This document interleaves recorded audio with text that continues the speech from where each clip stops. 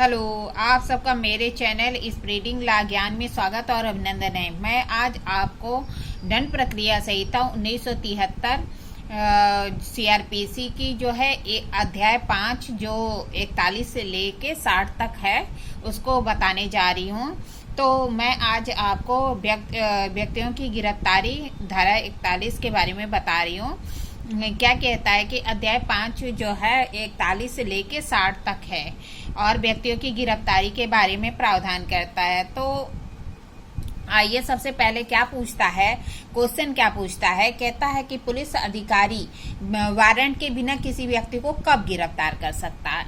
इसके बारे में क्वेश्चन पूछता है कि पुलिस अधिकारी वारंट के बिना किसी व्यक्ति को कब गिरफ्तार कर सकता है। जो धारा 41 से लेकर 60 है यह व्यक्तियों की गिरफ्तारी के बारे में प्रावधान करता है। तो सबसे पहले हमें जानना जरूरी है कि गिरफ्तारी होती क्या है। तो गिरफ्तारी क्या होती, किसी व्यक्ति की गिरफ्तारी क्या होती है।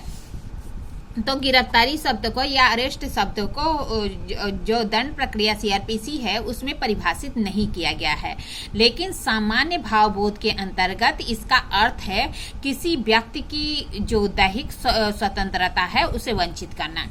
जो किसी व्यक्ति की जो दैहिक स्वतंत्रता है उससे वंचित करना, यह किसी भी प्रकार की हो सकती है। मतलब क्या कह रहा है कि गिरफ्तारी में जरूरी नहीं है कि हथकड़ी लगाए या बांधे उसको या किसी रूम में बंद कर, गिरफ्तारी किसी भी प्रकार की हो सकती है। मतलब क्या कह रहा है कि किसी व्यक्ति की जो दैहिक स्वतंत्रता होती है उससे वंचित कर देना, यही गिरफ्तारी माना जाता है। ठीक है। विधिक भाषा में इसका तात्पर्य है कि विधि द्वारा प्रदत्त शक्तियों के अधीन किसी व्यक्ति को किसी अपराध के आरोप में अभिरक्षा या कस्टडी में लेना। मतलब कह रहा है कि विधिक भाषा में इसका क्या तात्पर्य है कि विधि द्वारा प्रदत्त शक्तियों के अधीन अकॉर्डिंग टू लॉ किसी व्यक्ति को जो है कि अपराध के आरोप में कस्टडी में लेना ताकि उसके विरुद्ध अपराध का आरोप की जांच किए जा सके।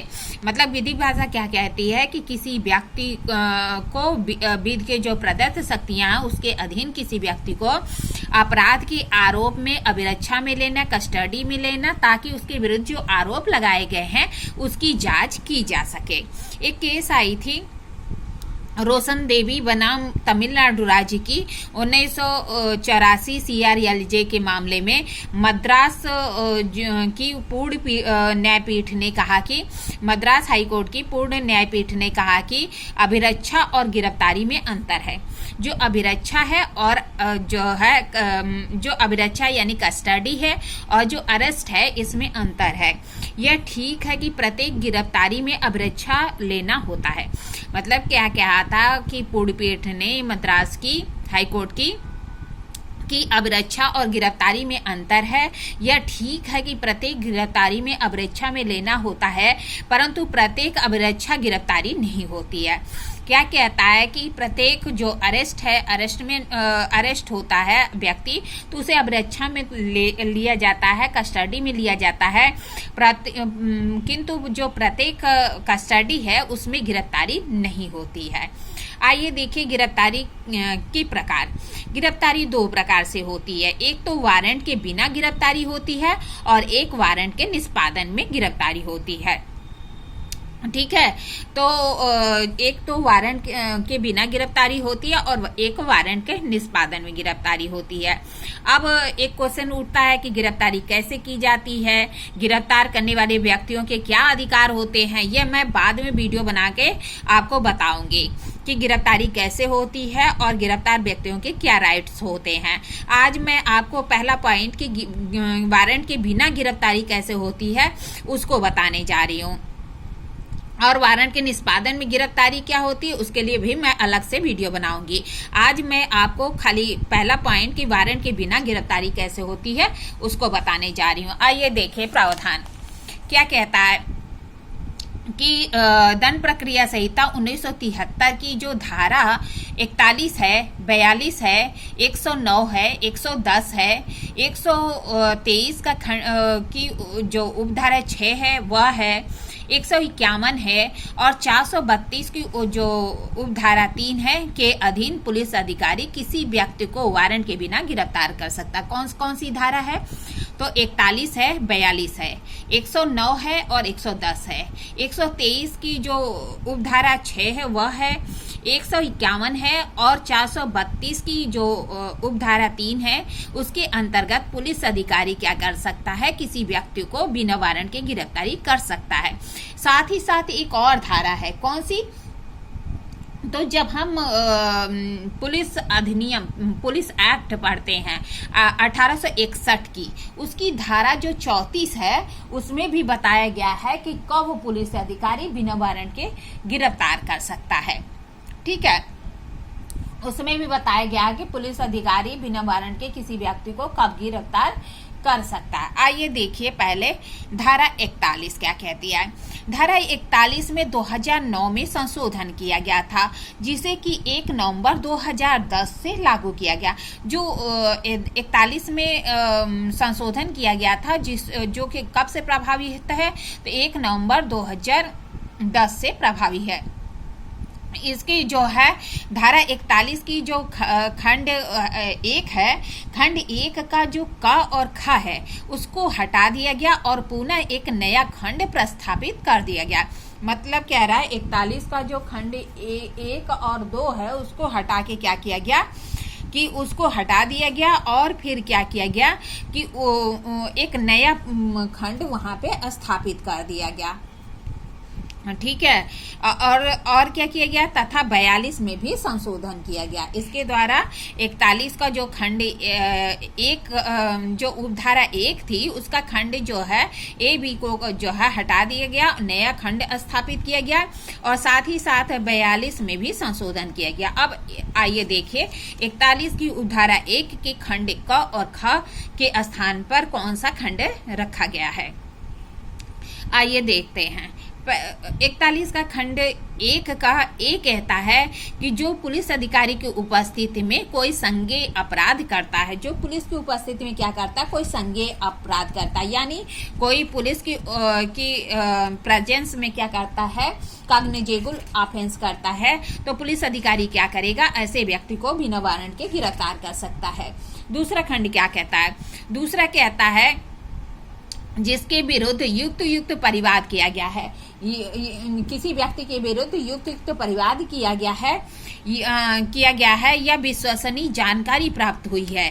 क्या है कि युक्त परिवाद किया गया है, कंप्लेन किया गया है या विश्वसनीय जानकारी प्राप्त हुई है कि उसने 7 वर्ष से कम या 7 वर्ष से अधिक के कारावास से, चाहे वह जुर्माने सहित हो या जुर्माने रहित हो, दंडनीय कोई संज्ञेय अपराध किया है।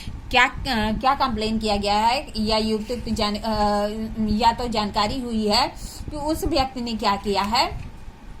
उस व्यक्ति ने कोई जो है अपराध किया है जो कि 7 वर्ष से कम का है या 7 वर्ष से अधिक का है, चाहे वह जुर्माने सहित हो या रहित हो, कोई संज्ञेय अपराध किया है।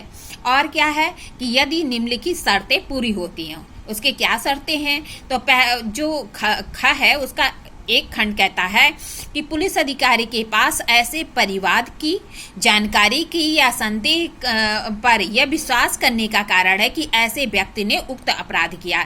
मतलब क्या कह रहा है कि पुलिस के पास जो कंप्लेन की गई है या जानकारी प्राप्त हुई है या जो है संदेह पर यह विश्वास करने का कारण है, रीजन है कि ऐसे व्यक्ति ने उक्त अपराध किया, मतलब 7 वर्ष से कम का अपराध किया या 7 वर्ष से अधिक किया है, जुर्माने सहित या रहित अपराध किया है, किंतु संज्ञेय अपराध किया है, कॉग्निजेबल ऑफेंस किया है। अब दूसरा खंड क्या कहता है? पुलिस को यह समाधान हो जाता है कि ऐसी गिरफ्तारी निम्नलिखित कारण से आवश्यक है। ऐसे पुलिस को क्या समाधान हो जाता है कि जो व्यक्ति है उसकी गिरफ्तारी निम्नलिखित कारणों से आवश्यक है। कौन कौन से कारण हैं? तो आइए देखिए, पहला क्या कहता है? ऐसे व्यक्ति को कोई और अपराध करने से निवारण करने के लिए, मतलब क्या कि ऐसे व्यक्ति द्वारा कोई और अपराध न किया जाए, इससे रोकने के लिए उसकी गिरफ्तारी आवश्यक है। दूसरा कहता है कि अपराध का समुचित अन्वेषण करने के लिए, जो अपराध है उसका जो इन्वेस्टिगेशन करने के लिए उसकी गिरफ्तारी आवश्यक है, तब किया जाएगा। और तीसरा खंड कहता है ऐसे व्यक्ति को अपराध से छेड़छाड़ न करे, साक्ष्य को नष्ट या मिटाए नहीं, इसलिए उसकी गिरफ्तारी आवश्यक है। ऐसा व्यक्ति क्या करे, अपराध से छेड़छाड़ न करे, साक्ष्य को मिटाए या नष्ट न करे, इसलिए उसकी गिरफ्तारी आवश्यक है। फिर घ क्या कहता है कि मामले से परिचित व्यक्तियों को उत्पीड़ा वचन धमकी न दे, इसलिए उसकी गिरफ्तारी आवश्यक है। ठीक है। पांचवा खंड क्या कहता है, पांचवा कहता है कि जब तक ऐसे व्यक्ति की गिरफ्तारी नहीं की जाती तब तक न्यायालय में उसकी उपस्थिति यदि अपेक्षित हो सुनिश्चित नहीं की जा सकती। मतलब कह रहा है कि अगर ऐसे व्यक्ति की गिरफ्तारी नहीं होगी तो उसकी उपस्थिति जो न्यायालय में अपेक्षित की जाती है वहां पे नहीं की जा सकती, इसलिए इसकी गिरफ्तारी आवश्यक है। मतलब क्या कह रहा है कि कौन कौन सी कंडीशन होनी चाहिए कि जिसमें गिरफ्तारी आवश्यक है। तो पहला कहता है कि उसे और अपराध करने से रोकने के लिए, दूसरा खंड कहता है समुचित अन्वेषण के लिए, तीसरा खंड कहता है वह जो है अपराध से छेड़छाड़ न करे, साक्ष्य को नष्ट न करे, इसलिए, और चौथा खंड कहता है कि मामले से परिचित व्यक्तियों को उत्पीड़न वचन धमकी न दे, इसलिए, और पांचवा खंड कहता है कि यदि उसकी गिरफ्तारी नहीं की जाती तो न्यायालय में जब अपेक्षित किया जाएगा तो उसकी उपस्थिति सुनिश्चित नहीं की जा सकती। लेकिन इस और क्या कहता है कि गिरफ्तारी करते समय जो पुलिस अधिकारी है कारणों को लेखबद्ध करेगा, बताएगा कि किस कारण से वो गिरफ्तारी कर रहा है। ठीक है, क्या बताएगा, कारण बताएगा कि वह जो है अपराध को रोकने के लिए कर रहा है, समुचित अन्वेषण के लिए कर रहा है, मामले छेड़छाड़ के रोकने के लिए, वो कारण बताएगा पुलिस अधिकारी। उसमें लायबिलिटी डाल देता है कि पुलिस अधिकारी क्या रीजन बताएगा तभी गिरफ्तारी करेगा। ठीक है। अब का हो गया, ख हो गया। अब एक जोड़ा गया है ख क। इसके कहता है जिसके विरुद्ध विश्वसनीय जानकारी प्राप्त होती है कि उसने 7 वर्ष से अधिक के कारावास से, चाहे वह जुर्माने सहित हो या रहित हो, अथवा मृत्यु दंड से दंडनीय संज्ञेय अपराध किया है। ख जो बी ए कह सकते हैं या ख क कह सकते हैं, उसमें यह प्रावधान किया गया है कि जिसके विरुद्ध विश्वसनीय जानकारी प्राप्त हुई है कि उसने 7 वर्ष से अधिक के कारावास से, चाहे वह जुर्माने सहित हो या रहित हो, अथवा मृत्यु दंड से दंडनीय कोई संज्ञेय अपराध किया है, तो ऐसे व्यक्ति को बिना वारंट के गिरफ्तार किया जा सकता है। ये इतना तो संशोधन मैंने बता दिया। अब संशोधन के बाद जो है जो प्रावधान किया गया है वह आगे मैं बता रही हूँ। क्या कहता है, 41(1) ग कहता है कि राज्य सरकार द्वारा या इस संहिता के अधीन उद्घोषित अपराधी है। अगर किसी व्यक्ति को राज्य सरकार द्वारा या संहिता के अधीन उद्घोषित अपराधी, संहिता के अधीन आप जानते हैं 82 से लेकर 86 में उद्घोषित अपराधी के संबंध में प्रावधान है। तो कहता है कि राज्य सरकार द्वारा या इस संहिता के अधीन अगर किसी व्यक्ति को उद्घोषित अपराधी घोषित किया गया है तो उसको भी पुलिस अधिकारी बिना वारंट के गिरफ्तार कर सकती है। अब 41 का उपधारा 1 का खंड डी क्या कहता है, कहता है कि जिसके कब्जे में कोई ऐसी चीज पाई जाती है जिसकी चोरी हुई संपत्ति का होने का संदेह है। यदि किसी व्यक्ति के कब्जे में से ऐसी चीज पाई जाती है जिसका चुराई हुई संपत्ति होने का संदेह है तो पुलिस अधिकारी क्या कर सकता है, बिना वारंट के गिरफ्तार कर सकता है। फिर धारा 41 का जो है ई या अंग क्या कहता है, ऐसा व्यक्ति जो पुलिस अधिकारी के कार्यों में बाधा उत्पन्न कर रहा हो और अवरेक्षा से निकल भागा हो या निकल भागने का प्रयत्न करता है। कहता है कि ऐसा व्यक्ति जो कि पुलिस के कार्यों में क्या कर रहा है, बाधा उत्पन्न कर रहा है या फिर अवरक्षा से निकल भागता है या निकल भागने का प्रयास करता है, तो ऐसे व्यक्ति को पुलिस अधिकारी बिना वारंट के गिरफ्तार कर सकती है। फिर धारा 41 का जो है धारा 41 की उपधारा 1 का यफ या च कहता है कि जबकि ऐसा व्यक्ति संघ के सशस्त्र बलों का अभितेजक या भगोड़िया हो। यदि ऐसा व्यक्ति संघ के सशस्त्र बल का क्या है, अभितेजक है या भगोड़िया है, तो ऐसे व्यक्ति को भी पुलिस अधिकारी बिना वारंट के गिरफ्तार कर सकती है।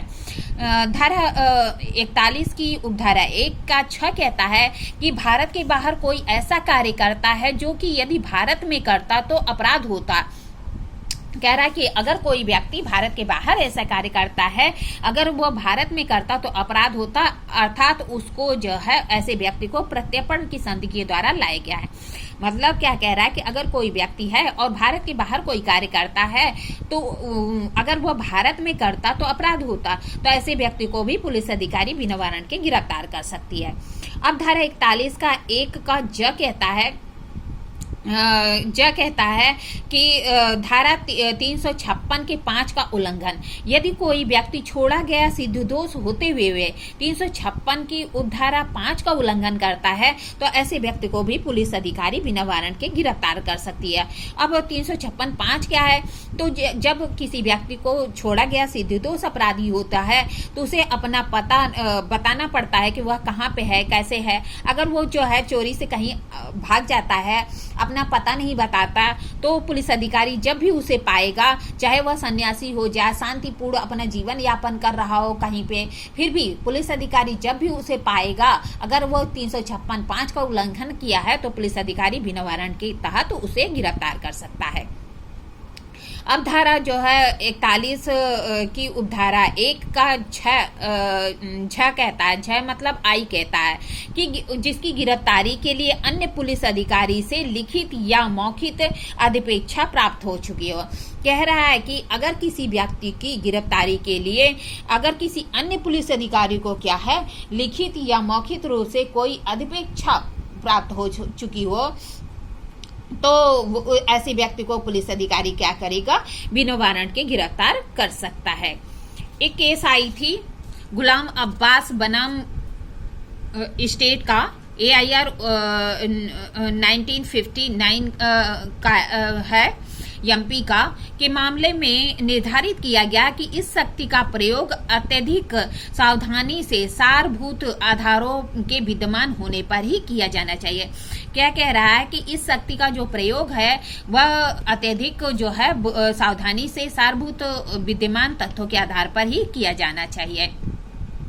फिर एक केस आई थी महाराष्ट्र बनाम Christian community welfare council of India 2008 का। इसमें क्या कहा गया था कि यदि गिरफ्तारी करने वाले अधिकारी को युक्त रूप से इस बात का समाधान हो जाता है कि महिला सिपाही की उपस्थित उपलब्ध या संभव नहीं है और गिरफ्तारी में विलंब अन्वेषण के क्रम को अबाधित कर सकता है, तो वह दिन अथवा रात में किसी भी समय किसी महिला सिपाही की अनुपस्थिति में बिना भी गिरफ्तारी कर सकता है।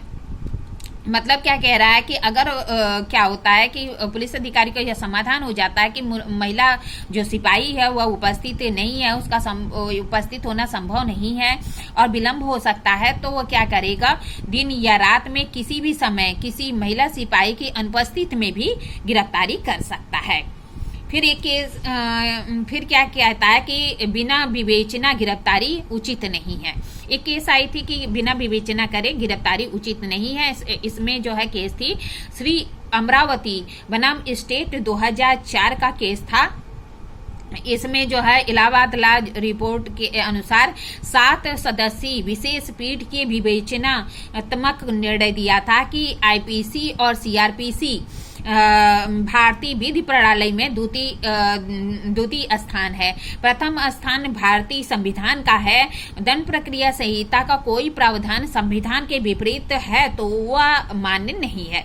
मतलब क्या कह रहा है कि IPC और CRPC का द्वितीय स्थान है। सबसे पहले संविधान कॉन्स्टिट्यूशन का स्थान है। अगर उसमें कोई विरोध होता है CRPC में तो वह जो है संविधान मान्य होगा, CRPC नहीं। कोई पुलिस अधिकारी किसी व्यक्ति को जो कि 109 और 110 में निर्दिष्ट व्यक्तियों की श्रेणी में से एक या अधिक की श्रेणी में है उसी प्रकार गिरफ्तार कर सकता है या करवा सकता है। मतलब कह रहा है कि अगर कोई व्यक्ति 109 और 10 के अंतर्गत विनिर्दिष्ट व्यक्तियों की श्रेणी में आता है तो ऐसे व्यक्ति को क्या करेगा, पुलिस अधिकारी बिना वारंट के गिरफ्तार कर सकता है या करवा सकता है। एक केस आई थी मधुलिमे बनाम SDM मुंगेर की। AIR 1971 या 80 के मामले में कहा गया था कि जो 41 की उपधारा 2 है का प्रावधान 107 पर लागू नहीं होता है। मतलब क्या कह रहा है कि जो ये प्रावधान है 141 का खंड 2 का कि 109 और 10 के बारे में है, तो वह प्रावधान मधुली में बनाम एसडीएम के मामले में कहा गया था कि 107 पर लागू नहीं होता। आइए देखते हैं धारा 42 क्या कहता है। कि धारा 42 कहता है कि नाम और निवास स्थान बताने से इनकार करने पर गिरफ्तारी। अगर कोई व्यक्ति नाम और निवास स्थान नहीं बताता तो ऐसे व्यक्ति की भी गिरफ्तारी की जा सकती है। क्या कह रहा है कि अगर कोई व्यक्ति क्या है कि 42 कहता है कि यदि कोई व्यक्ति ऐसी कैटेगरी का है कि जो कि क्या कह रहा है कि अपना नाम और निवास स्थान नहीं बताता, तो ऐसे व्यक्ति की भी गिरफ्तारी की जा सकती है।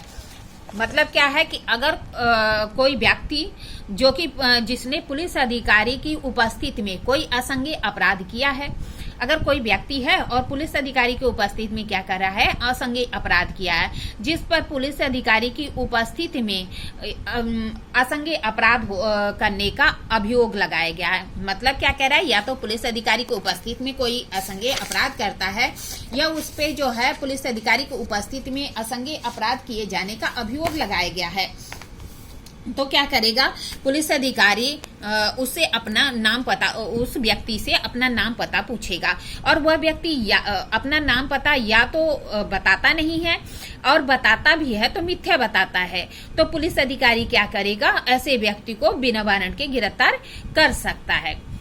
इसके बारे में प्रावधान किया गया था, लेकिन 2008 में इसमें संशोधन कर दिया गया है। तो ठीक है, मतलब क्या है 42 क्या कहता है कि अगर कोई व्यक्ति